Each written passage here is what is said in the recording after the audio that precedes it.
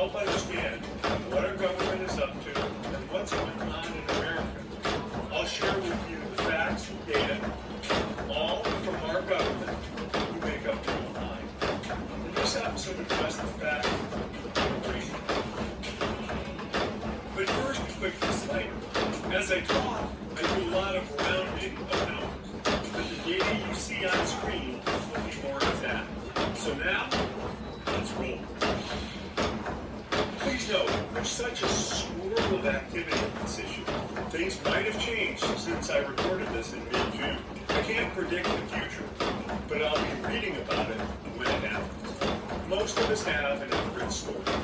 My maternal grandparents came to the U.S. from what was then Russia, and my father came from Switzerland. What we're focused on here is how the immigration system works today and what the data says about how many immigrants we have coming into the country. I put things into three groups. First, authorized immigrants whose visas offer no path to citizenship. This includes people allowed here on a temporary basis to work or attend school or to be with family. While visas are also given to tens of millions of people each year visiting on short-term basis like vacation, I'm going to focus on those who live here as temporary residents of the United States. Category 2 is authorized immigrants who have the opportunity to follow a path to citizenship. This includes those sponsored by a relative or employer, as well as people who've been granted asylum or refugee status. Category 3 is unauthorized immigrants.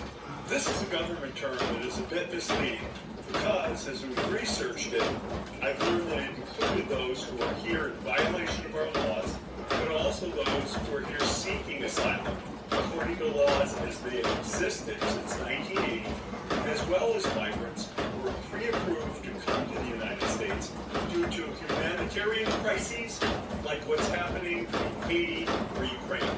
There are others in this unauthorized category that are actually entitled to be in the country, but more on this later. Okay, now that we have identified our immigration categories, let's dig in.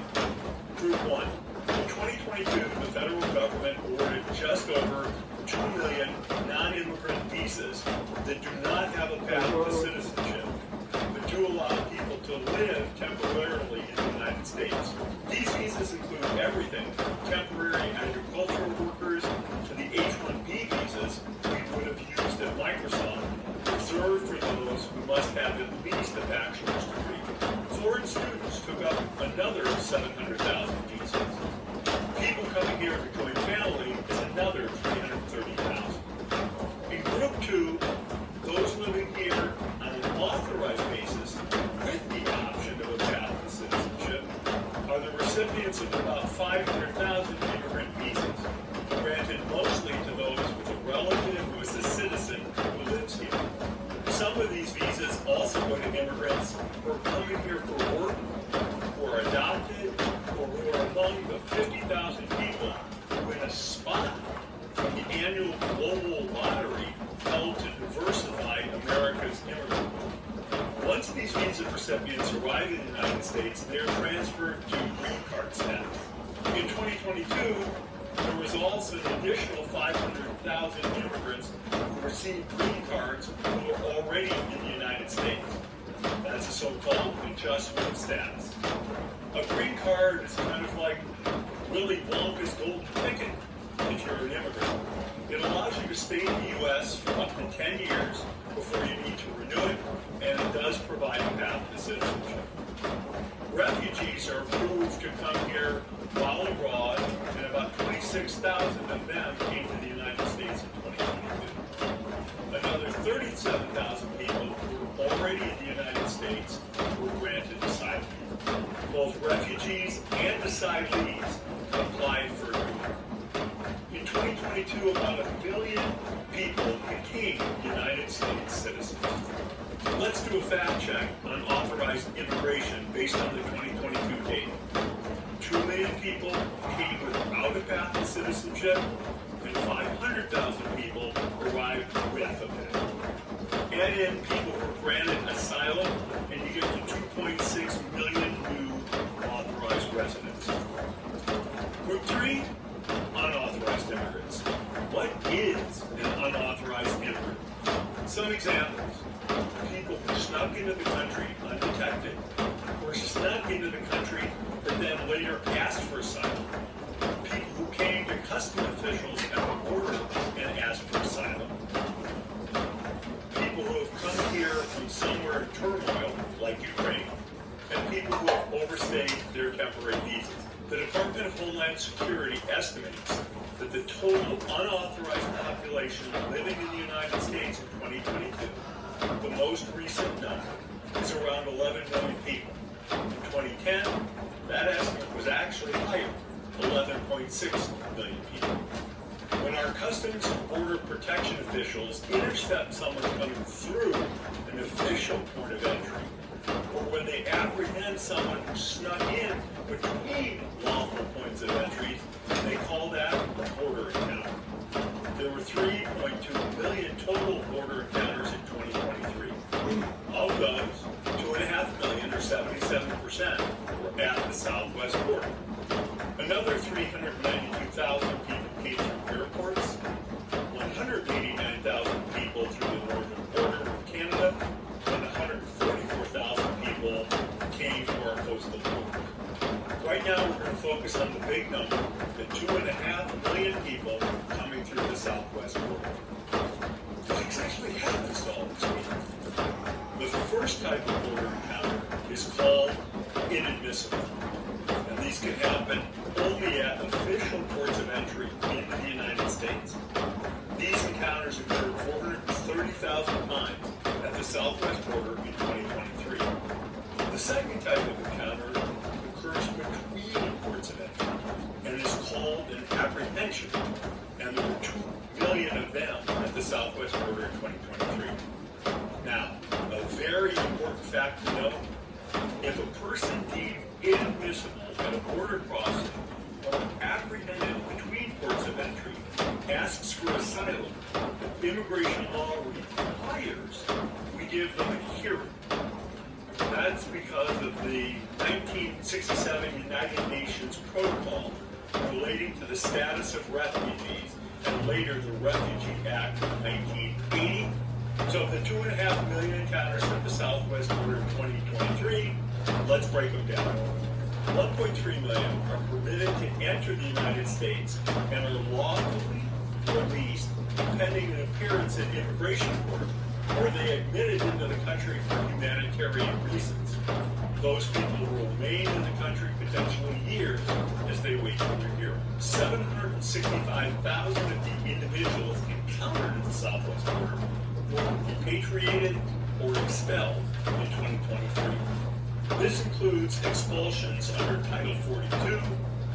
Title 42 was a program where unauthorized immigrants encountered at the border were expelled as quickly as possible in the interest of U.S. public health during COVID-19.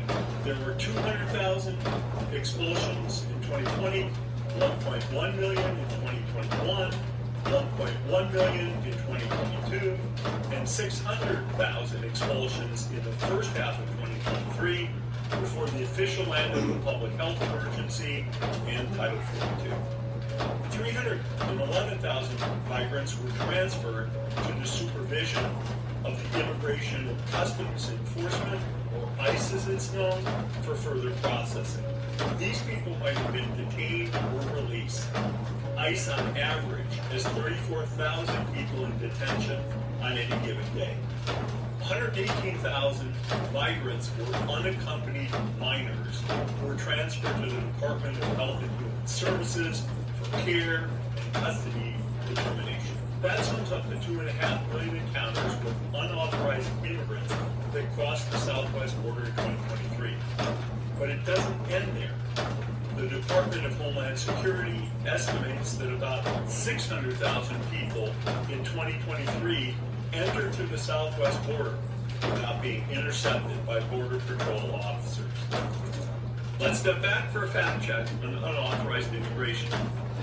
2.5 million encounters with unauthorized immigrants at the southwest border in 2023. On these encounters, 1.3 million people were released into the country, 430,000 more people were transferred to ICE or held Health and Human Services, 765,000 people who were repatriated or expelled, plus an estimated 600,000 who entered the country undetected. That means 2.3 million unauthorized immigrants came over the southwest border into the country. We do not know how many unauthorized immigrants may have left the country in the year. For context, encounter numbers at the southwest border range between 400,000 and 600,000 per year from 2014 to 2018, reaching nearly a million in 2019. After a dip in 2020 at the height of the pandemic, encounters at the border went up to 1.7 million in 2021, 2.4 million in 2022, and reached the 2.5 million we discussed in 2023. Now, I'm going to admit to being confused. Unauthorized immigrant assessments have been flat for a number of years at 11 million people, while the number of people coming to the country has increased. But our government needs to dig in and get all the required numbers to understand that. Since many of the unauthorized immigrants are seeking asylum, let's start by looking at the asylum system. Looking at asylum cases in 2022, 500,000 people applied. While waiting for a court hearing, these migrants can get work permits from the federal government after their asylum application has been in process for 180 days. Here's the problem, though. This means many unauthorized immigrants have court cases years in the future. At the end of 2023, there's a backlog of 2.5 million immigration court cases. In that same year, the courts handed down decision on 222,000 asylum cases, granting asylum in just 32,000 of those cases. Now, there are a few other groups who are part of the unauthorized immigrant population.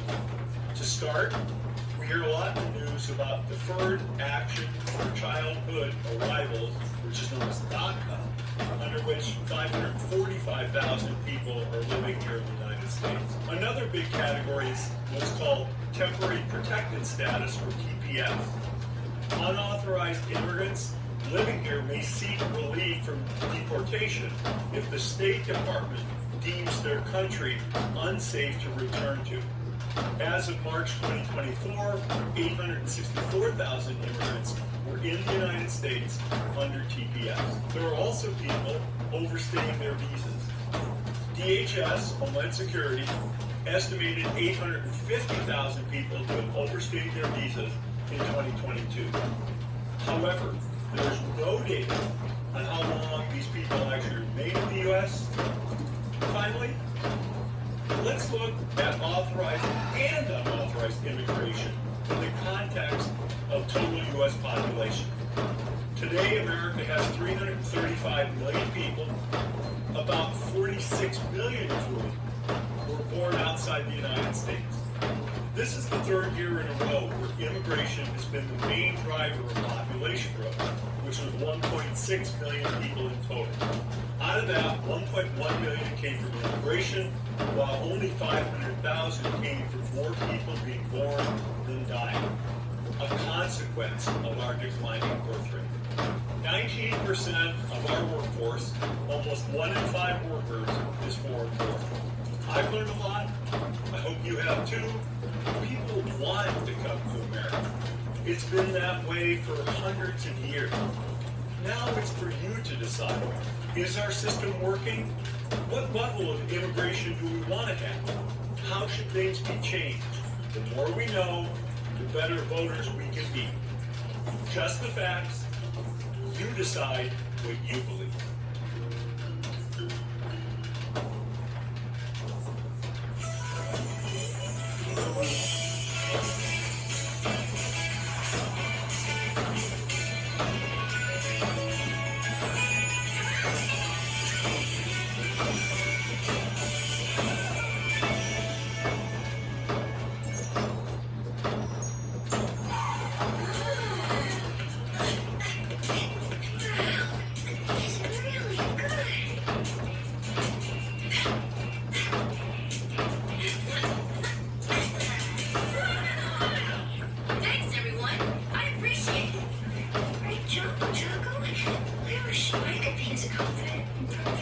one's yours. You don't have to wish for that cinema roll.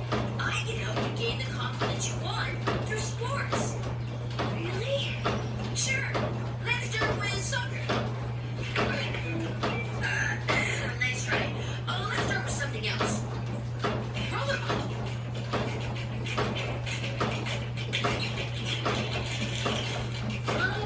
Choco, where are you?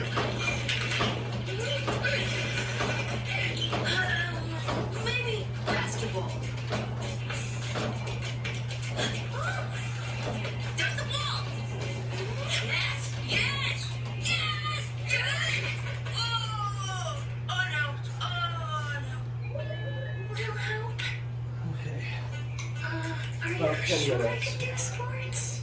Absolutely. There's a sport for everyone. And I think this one just might be yours. Let's go.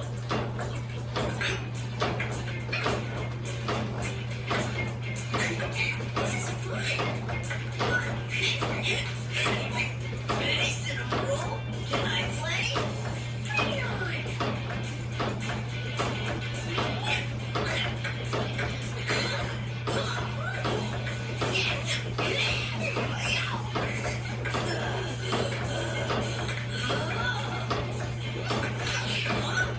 No, no.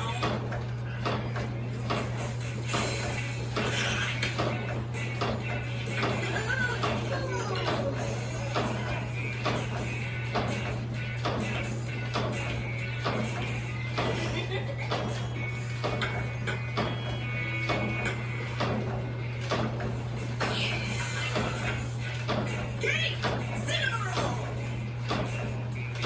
What's next? Let's do Well,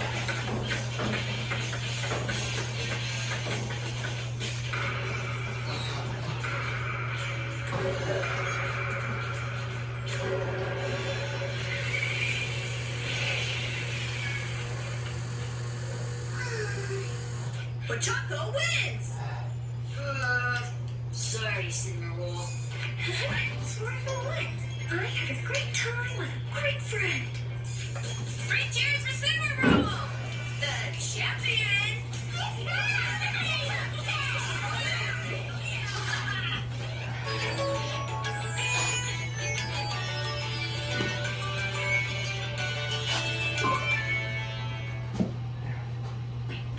Hello, friends! Thank you for watching Hello Kitty and Friends Super Cute Adventures.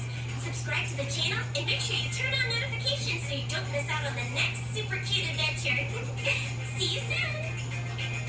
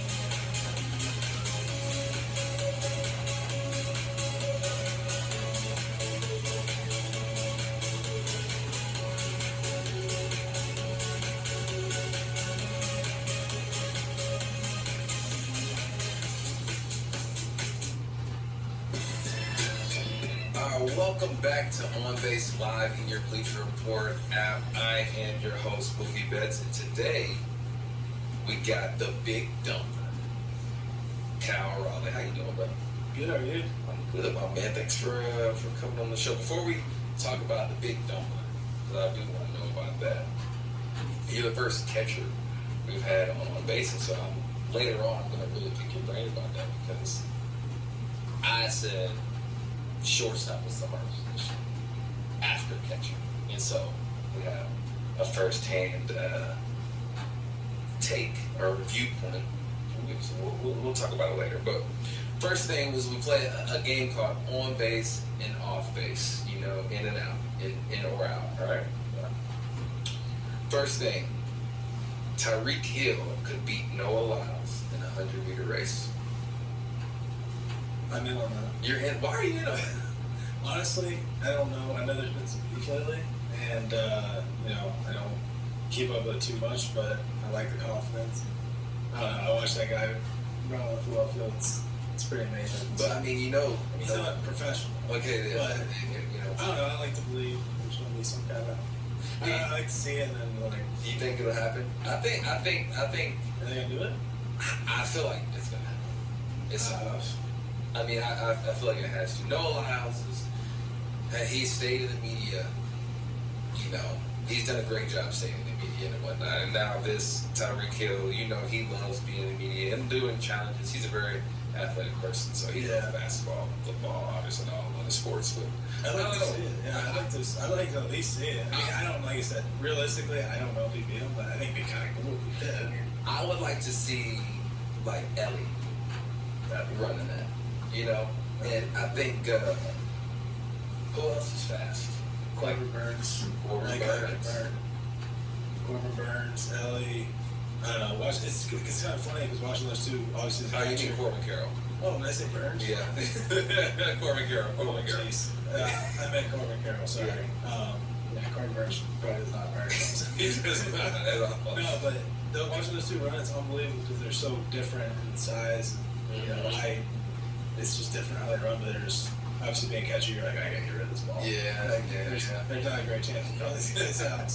So Ellie, we're signing you up for a 100-meter race. So go ahead and start.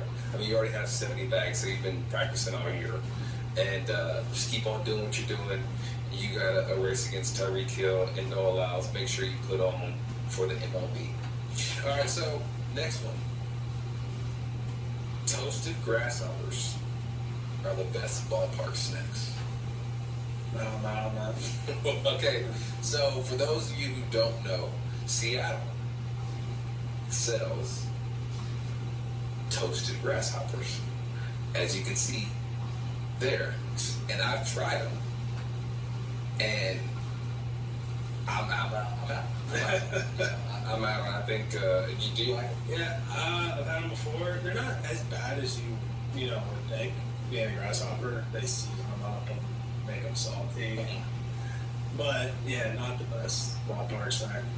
There's, you know, nowadays, I mean, you got any kind of food you can possibly imagine. Yeah. All these stadiums and Especially like San Diego, that's still one of my favorite ballparks. They got like you just go there to eat dinner. I know.